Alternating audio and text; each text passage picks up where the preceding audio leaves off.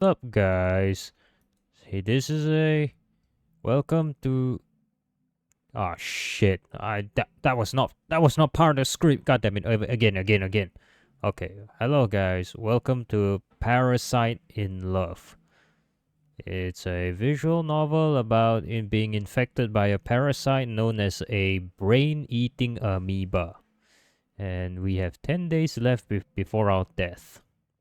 Not gonna spoil that much. Just know that we are sick and that we're gonna die and someone's gonna no, whatever. I'll let the visual novel explain. mm, so there's music, but that's not important. Right, let's start. Let's see.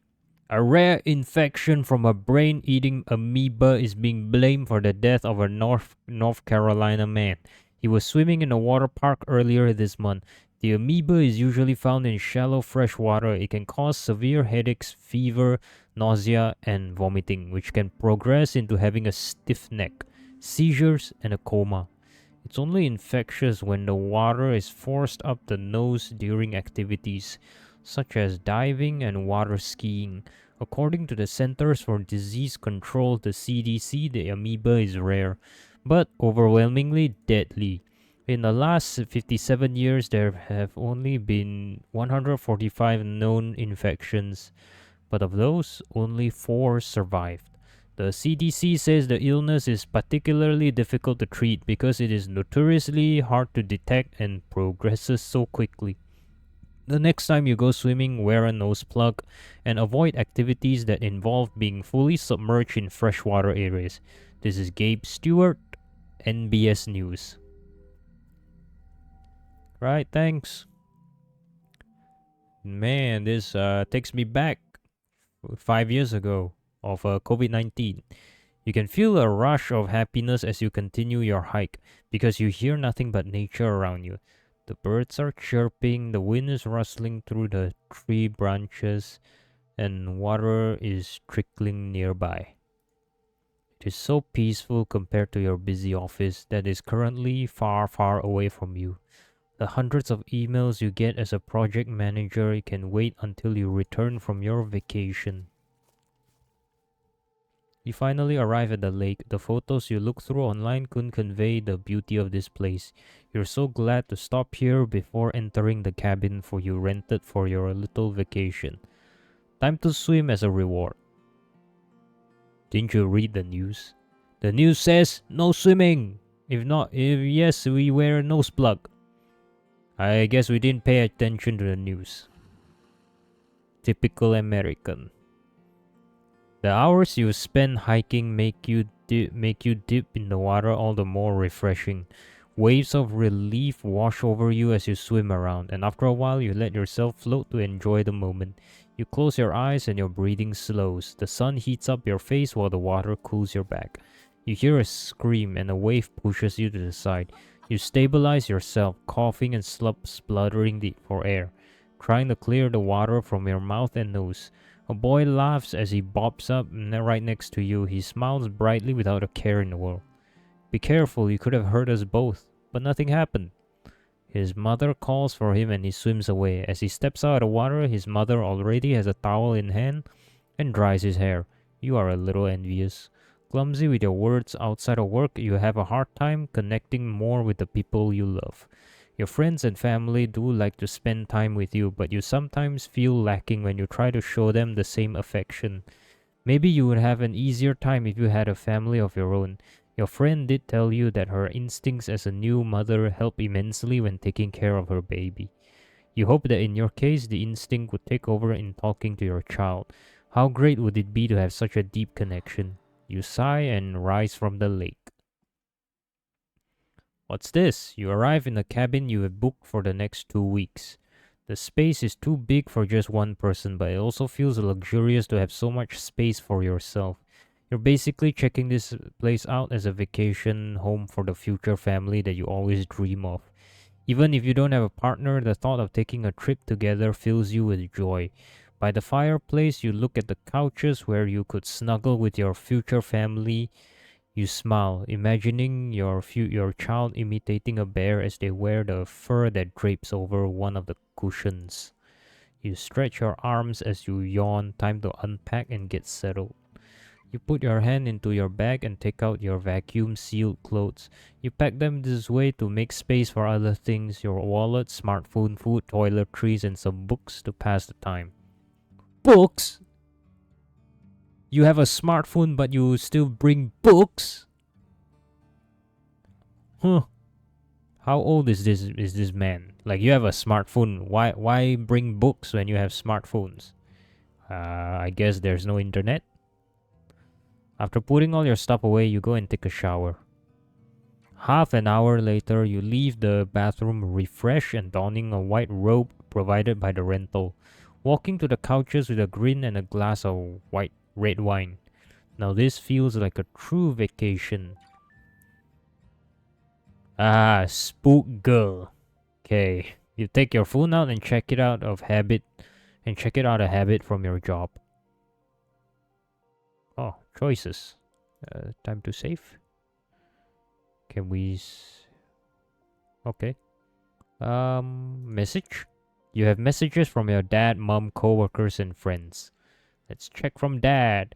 Your dad always sends short messages like cloud with a photo of the sky attached. You must have inherited his blunt way with words. Now mom. She likes to nag and remind you to do things, even though it's been years since you moved out. It can be annoying, but you know how she's doing it with love. Write messages. Coworker. You immediately regret looking at this. What? So what does the messages from coworkers says? I guess it doesn't matter, because we're on vacation. They don't matter. Screw them. What about friend? You sigh. It's gotten so much harder to meet up since your friend group became adults. Oh, that's sad. Photos. Your mother sent you some digital copies of old family photos. When you were little, your family used to visit the big greenhouse in the city center quite often. There are also some photos of you with coworkers. When did you take these selfies with them? You must have gotten drunk at the last office party. Any milestone has to be celebrated is the motto of your boss, so parties happen pretty often. You don't know how your boss is able to make the company pay for so many, but you don't dare ask him. Who cares? Just enjoy the food and drinks. Don't ask so many questions, man. Unnecessary. Just stuff your mouth. You scroll further back and finally find some photos with your friends. The last time you guys met was to say goodbye to a friend in the group who was leaving the country. You should call them sometime soon. Close food. You yawn and decide to go to bed. Day 2. Right? What's happening in day 2? The sun warms your cheek and birds chirp as you wake up. What a peaceful morning. It's been a while since you slept this well. You check your phone and notice that you've gotten a message from your dad. Attached is a photo of a flower he saw on his way to work. It brightens your day whenever he does this. Okay, thanks, Dad. You want to send him a photo back, so you decided that today you'll explore your surroundings, take pictures, and make some bookmarks with the flowers you find. After a quick breakfast, shower, and a change of clothes, you are ready. Once you're outside, you take a deep breath. You can smell damp moss, flowers, and wet grass. It must have rained a little during the night. You take your smartphone out and start your hike. Your shoes sink in every time you take a step on the pine needle-covered ground. As you look around, the wind caresses the leaves above you, making their shadows dance on the ground. Soon you spot some small purple flowers growing nestled between fallen tree trunks.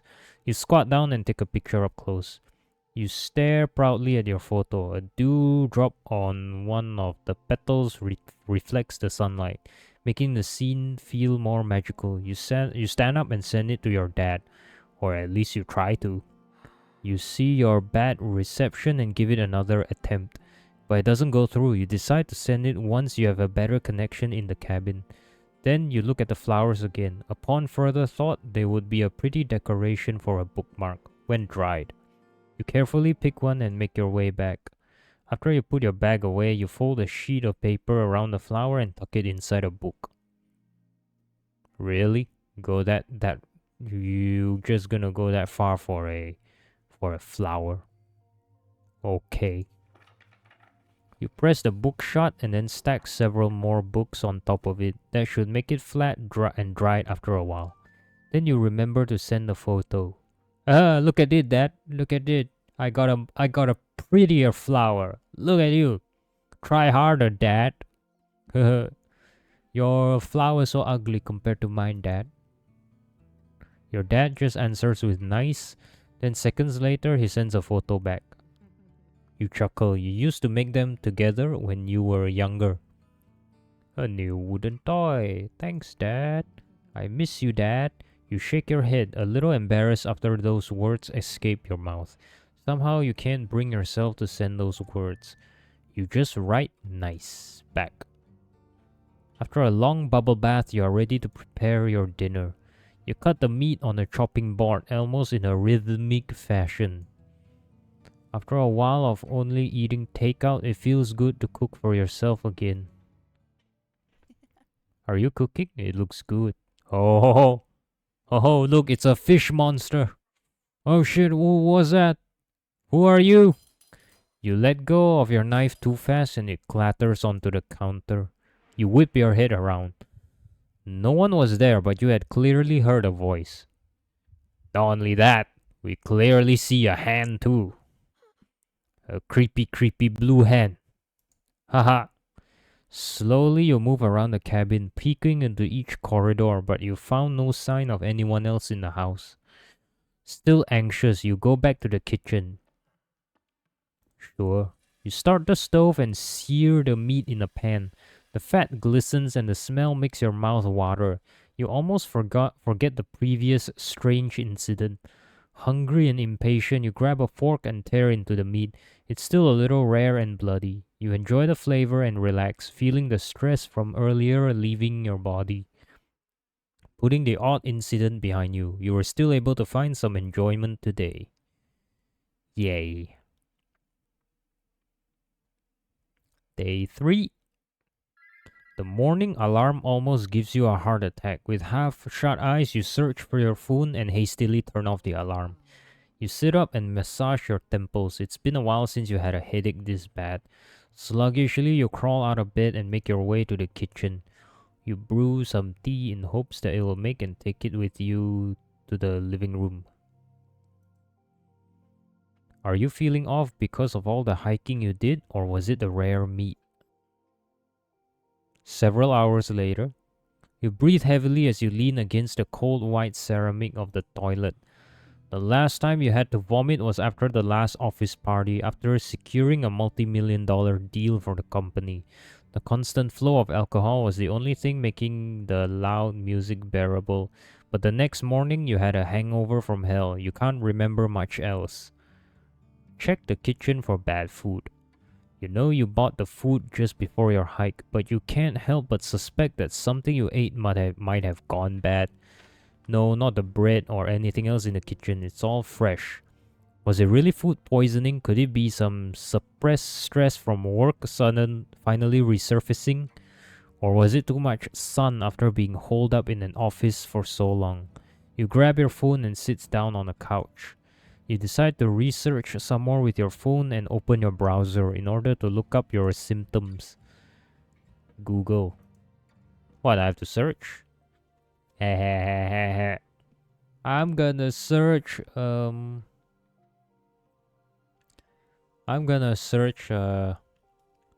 B oh you shouldn't have let me taken control. Now you're not sure why you typed that. No man, I just want to see some tits, man. Nothing wrong with that, man. I'm a straight male. Nothing. Oh crap. So what was I supposed to search? Maybe you should call a doctor now?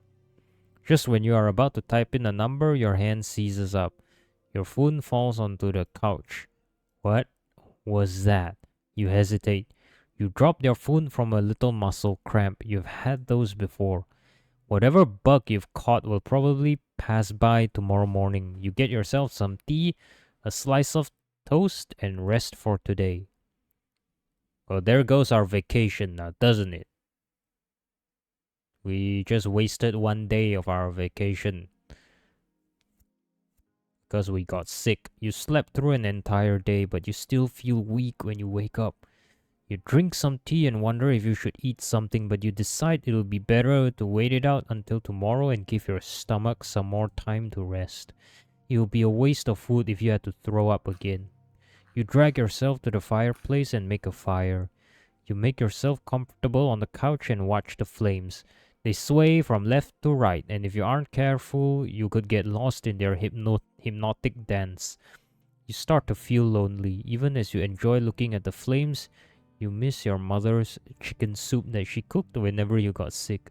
You snuggle even deeper into the blankets. Why did you have to get sick all alone out in the woods?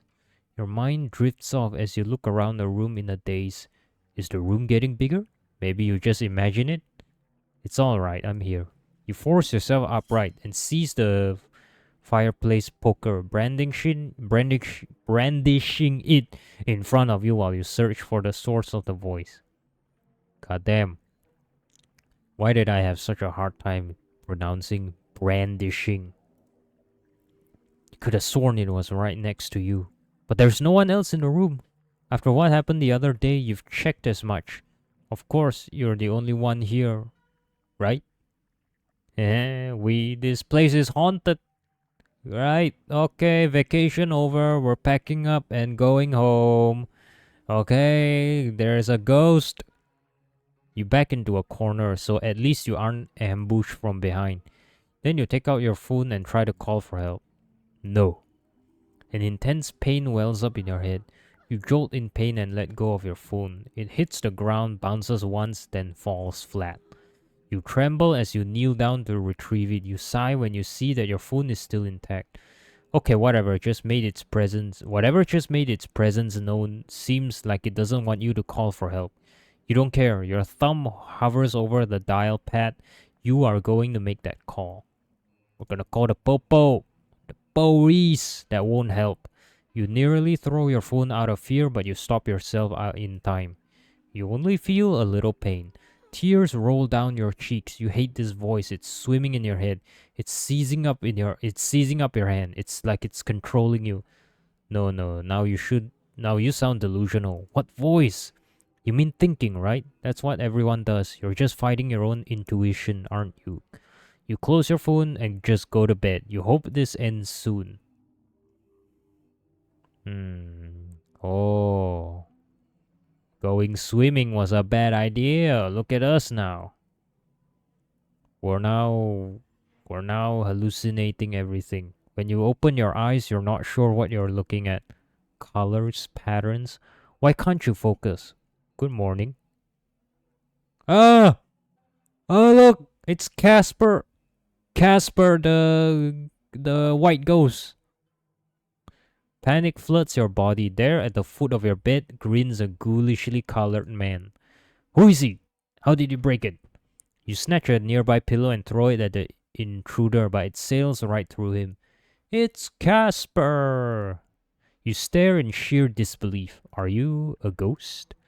No, I'm a living being.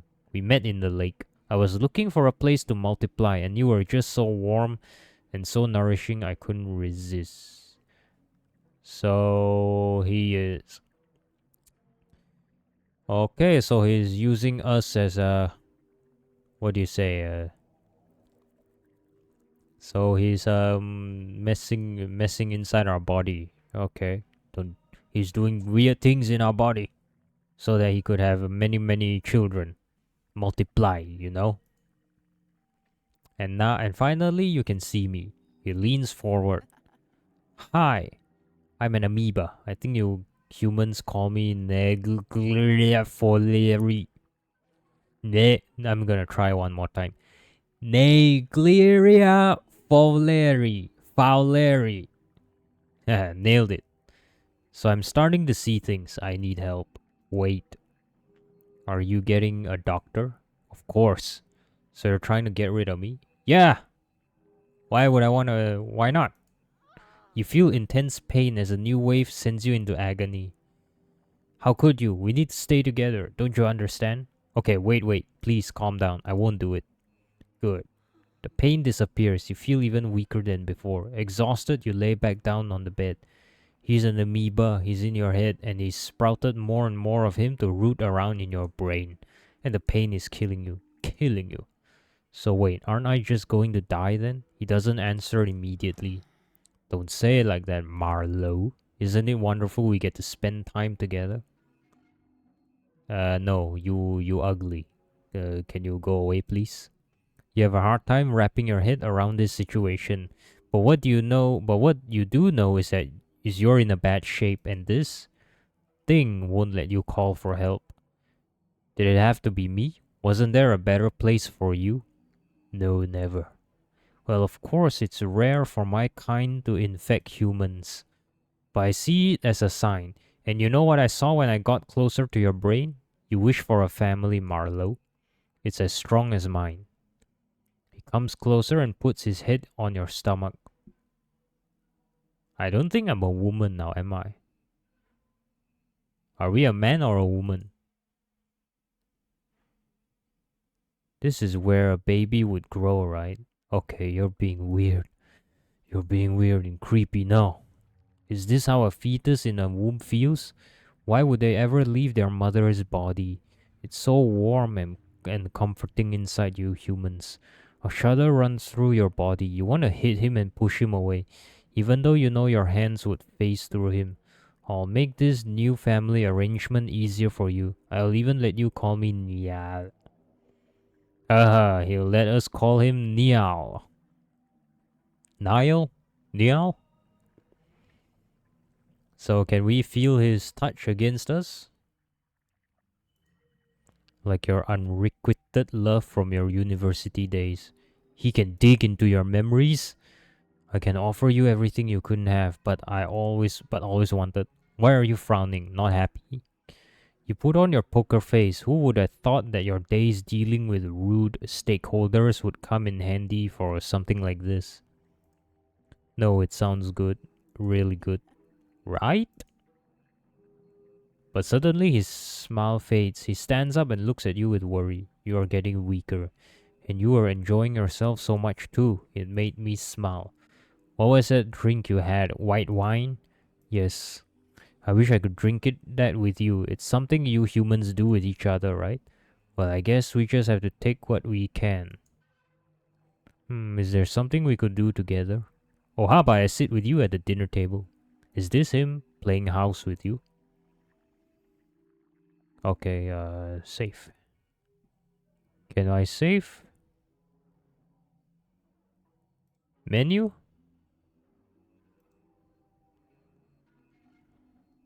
Save. Ah, there we go. There we go. Not go back. It's, we save here.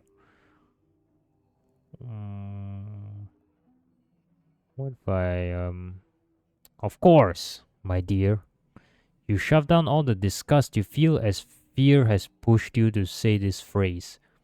Yes, we make him feel comfortable now, and then we go hospital and dig him out. Neil blinks in surprise. Then he smiles at you in pure bliss. Oh god, now I'm all flustered. Let's go then, after you. You walk to the kitchen while Neil follows you. You can feel his gaze on you. Your hand reaches for the pantry, but Neil interrupts you. You can't just eat bread alone. You're already weak. How about something more filling? I will also try to lessen the nausea, so please, for us, you clench your fist. That's rich coming from him. You turn to the fridge and take out some eggs. You're fine if I make some scrambled eggs, right? Yeah, that sounds better. The pain and nausea have truly lessened. Seems like if you humor him, you can at least keep your head clear enough to think. You hear Neil hum as you crack open some eggs and turn on the stove. Curiosity gets the better of you and you glance at him as the eggs sizzle. He sits on a chair at the dining table, swaying left and right, happily waiting for you to finish cooking. He can sit? What is this madness? This peaceful scene unnerves you more than anything, but you play along for now. After you choke some bites down, he leans forward in excitement. It tastes better with some company, right? I guess absolutely. You're really sweet too. I guess so. I guess you're still tired. I'm a little sad you're not as excited as I am. Sorry. Maybe I should be more patient until you get used to all of this. Then he lets you eat in peace until you're finished. You clean up and begin to fidget as you're not sure how Neil wants to continue the day. Suddenly you get goosebumps and slump down. You heave a wave of nausea surging through you. Oh no, I thought I could give you more time. He reaches for your arm but goes right through. I wish I could help you stand. But after a few seconds, your nausea dissipates. How can you survive this situation? What should you do? Is there a way to be rid of him? So let's go back to bed, alright? Can he read our inner thoughts though? Like, can he hear what we're thinking? Cause if he can, then it's game over, man. He knows all our secrets, everything. You both shuffle back to the bedroom. You lay down in bed and Neil sits beside you. He strokes your hair as you gradually fall asleep. I thought he cannot touch us. What the hell? Day 7. You hardly slept and still feel weak. Your neck is very stiff and the weird colors appear again before your eyes. Oh, you're awake. Good morning, dear. No thanks to you. You turn your head and see multiple Neils bent next to the bed. You suppress the urge to scream. Hell, I wanted to show you what our children inside you look like. What, you had sex while I'm asleep? With who? There's even one that looks like you. Ah, here. It puts a blob of blue mess on your lap. The way it gurgles and cries, it sounds desperately like a human baby. It coughs and spit coughs and some blue spit runs down its cheek. Isn't it cute? It is. It is disgusting. It's ugly. Kill it.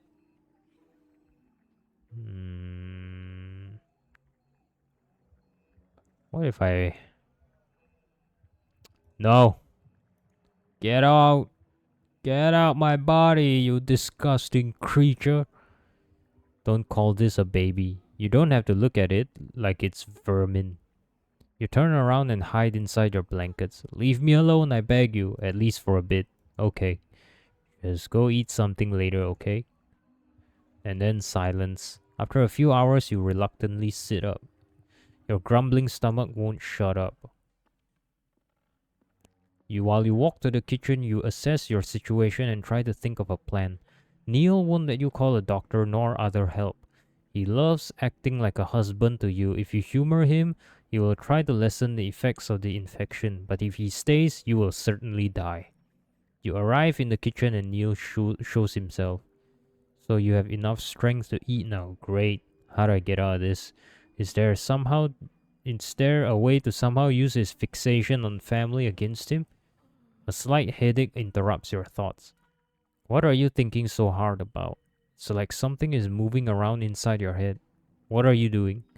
I just want to know what you're thinking. You try your hardest to think of something positive about Neil. You can't risk him seeing what you truly think.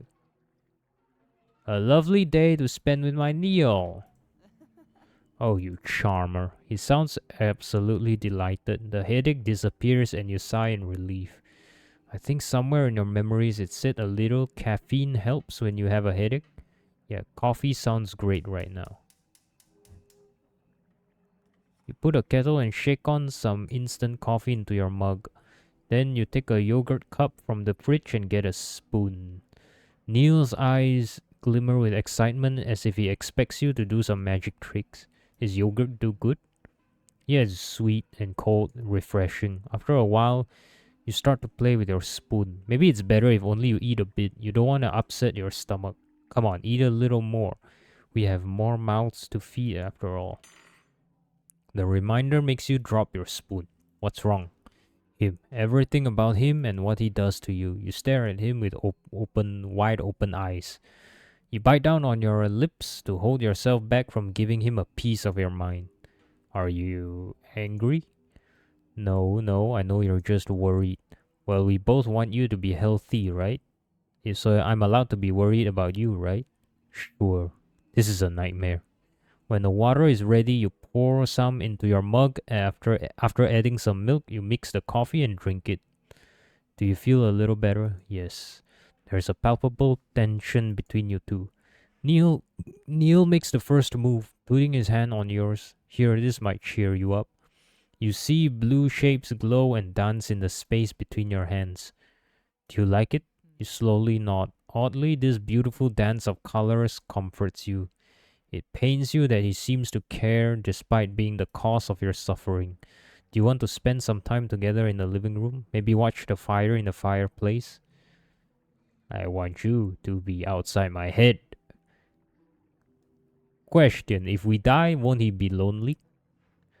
And he can only blame himself for that. Neil sighs. Maybe sleep will help. I hope we can do something together tomorrow, Marlowe. No, we won't. You are intruding my privacy. Now let's go. He walks beside you as you go back to your bedroom. Tomorrow you have to get it together, no matter what it takes. Day 9.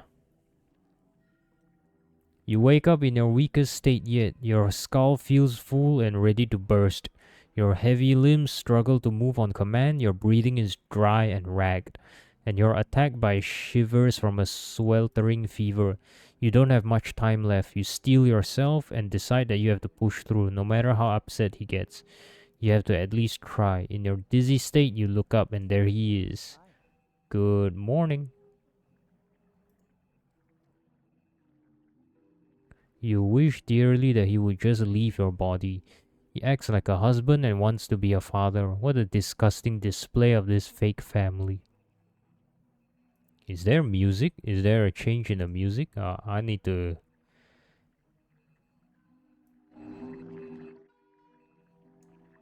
Yeah, there is music. So I'm not gonna keep it very loud because otherwise you can't hear my voice. Wait, a father? Neil, I have a question. Yes? He strokes your hair as he speaks. How you wish you could smack his hand away. Why do you want to be a father? Well, I sort of already am, right? I believe I'm pretty good at it. I doubt you actually know what a great father is, Neil. What? Well, at least not in a human sense. I mean, how could you have learned if you had no one to teach you? Then tell me. Children take priority. You think I don't know that? How many of your decisions are for your own survival? How much of this is really for the survival of our children? Good, he's getting insecure. You haven't really moved much. Are you too weak to stand up today? Is it even too hard to talk now? How about I dig deeper and see for myself? You feel something pushing and pulling inside your head. Show your memory of your dad. Show him what a great example he is. This has to sway Neil's mind. You remember your father and his big calloused hands. You stood next to him, barely reaching his waist as you both worked on a wooden toy. He looked away for a second and you took that chance to use the grinding machine. After all, your father always looked so cool when he used it. Just in time, he pulled you away, injuring his own hand, but he just smiled and sighed. Oh my cheeky little angel, don't ever do that again, alright? You are so cruel, Marlowe. If I was a human, I could be the husband you want, the best father for your children. But there's no way for me to follow his example. I can't even help you stand up. I'm just a small organism. He looks completely broken, sitting on the ground like a lost child. It's not just about strength, Neil. It's his compassion. It's the will to put his own children first, no matter what happens to himself. And I know what we can do for our children. Really? Yes. We don't have to welcome death so early, Neil. What? How? If you stay inside me, I will die with you. I don't mind if it's with you. You bite down your lips. Just continue. You've got him where you want him. He's listening. But we're also murdering our children this way, Neil. Is that what a father does? Neil looks away. But what else are we supposed to do? We go back to the lake. You and our children can survive there. Hope sparkles in Neil's eyes. But that hope quickly gives way to sadness, darkening his face. But what about you? We would have to be separated for some time, but that gives me time to recover. Then I can come back and we have more time together again. But that means you have to walk there and swim in the lake. Yes, I will do exactly that. Okay, right after I recover, then we can see each other again. Yes. You could drown. That's what I can do you really don't want to say the next word. Mother. A small sacrifice for our children.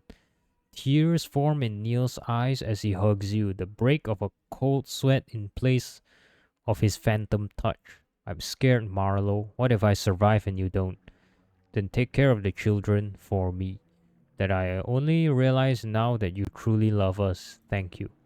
Sleep for now. While you sleep, I will try to lessen the symptoms and give you time to gather your strength for tomorrow. Finally, he agreed like you expected. You just hope that your body can keep up tomorrow. You cling to that hope as you fall asleep. Day 10. You take a deep breath as you open your eyes. Neil stands in a corner looking worried. I can breathe a lot better today. He nods.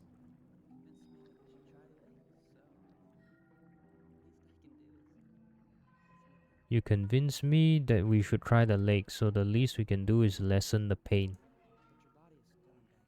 But your body is still in bad shape. You will still see hallucinations, Marlowe. Hey, hang on. I just realized there's voice acting in the narration. The hell? It's so low I can barely hear it.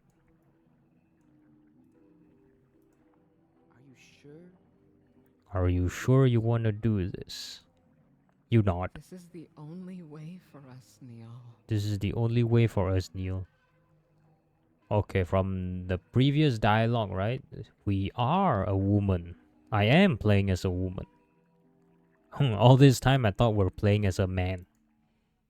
Neil comes closer and caresses your face. I wish I could carry you to the lake at least. But this is all I can do. But this is all I can do. Trying to lessen the effect. Trying to lessen the effect and wishing for the best. Right. I think it's better that if I read the dialogue. You swallow back the insults you want to throw at him, at your murderer in front of you. Believe in us, Neil. You bite your lips before you continue. Believe in our love. You choke down the bitter aftertaste those words leave in your mouth. Yes, my love. Yes, my love. I will. You will, alright. You will. Now, leave my body.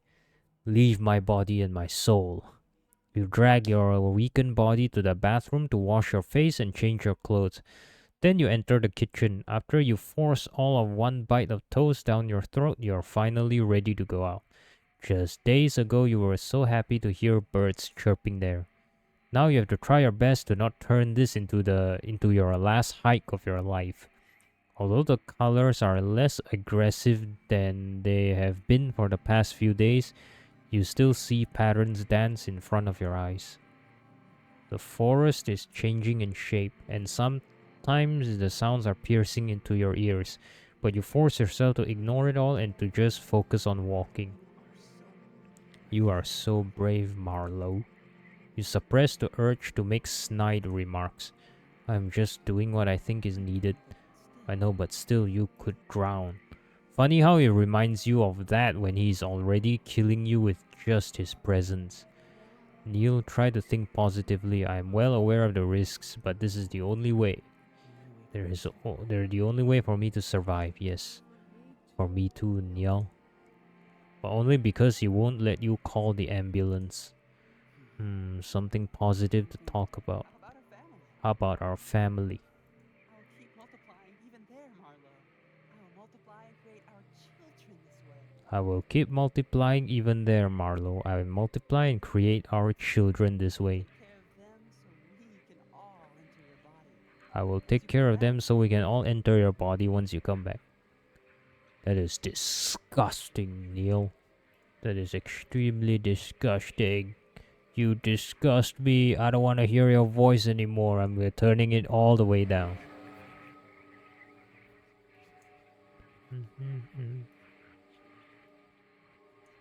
Okay, that's good. That's good.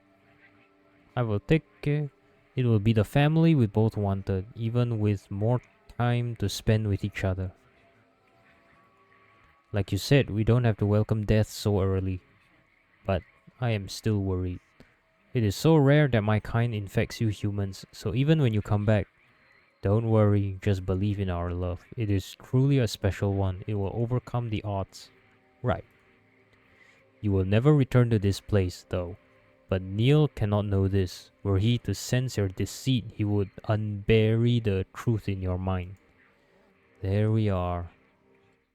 You reach for the nearest tree and lean against it. You have arrived at the lake where you got infected. Think that you would come back here in order to survive. Be careful, dear. You take off your clothes and enter the water. Oh, press A and D. A and D. Okay, A and D. Do I press them together? Or...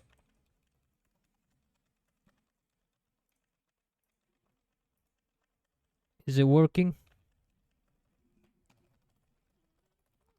I'm pressing. I am pressing.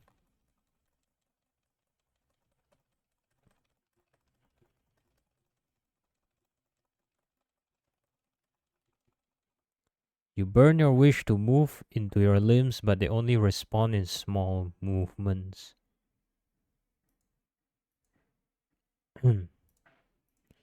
Okay, I just messed up my screen from pressing. There we go. Alright, we're back.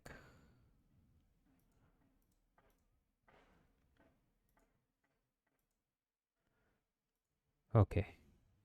Okay, everything's fine. Panic takes hold as you try not to sink. You hear Neil faintly through the water. Marlowe, Marlowe, please stay with me. This is far enough. I can go from here. As you try to stabilize yourself, you feel your body rapidly change in temperature. You scream in agony as your nerves bear burning fever and icy chills before you hack up the water you swallowed. After several excruciating movements, you can feel heat across your entire body. In a haze, you see tiny blue patterns leave your skin and disperse into the water. Seeing those tiny amoebas leave your body fills you with joy. Finally, you are free of him. But then a small spot on your hand doesn't move for a few moments. You freeze and pray he hasn't heard your thoughts. Please come back to me, Marlowe. He hasn't discovered your plans. At last, you give him a genuine smile. I will. Please, if not for me, then for our children. Of course. I love you, Marlowe. I always will. I love you too, Neil. Now, bye-bye. I'm just gonna go visit the nearest hospital, then come back here. Definitely.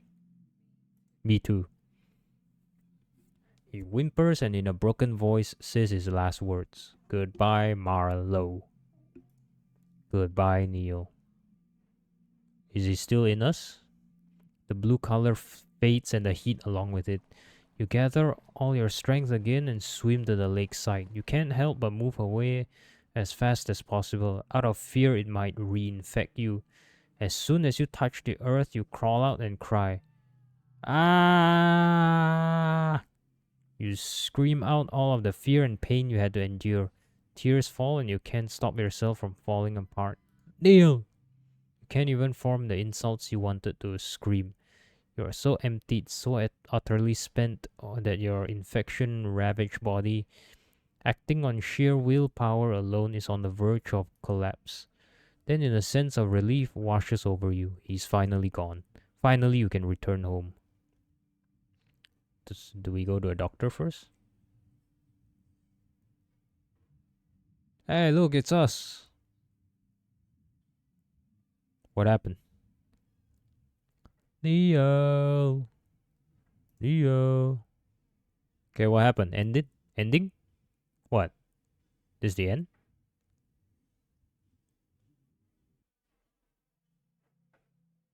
Oh, it's the end. Okay, that's the first ending then. Okay, let's see. Okay, that's the first ending. There's definitely multiple endings. Look at us. We're actually a woman. I thought we were a man all this whole time. The hell. All right. I'll explore the other endings in the next video. Thanks for watching, guys. Remember to like, share, and subscribe.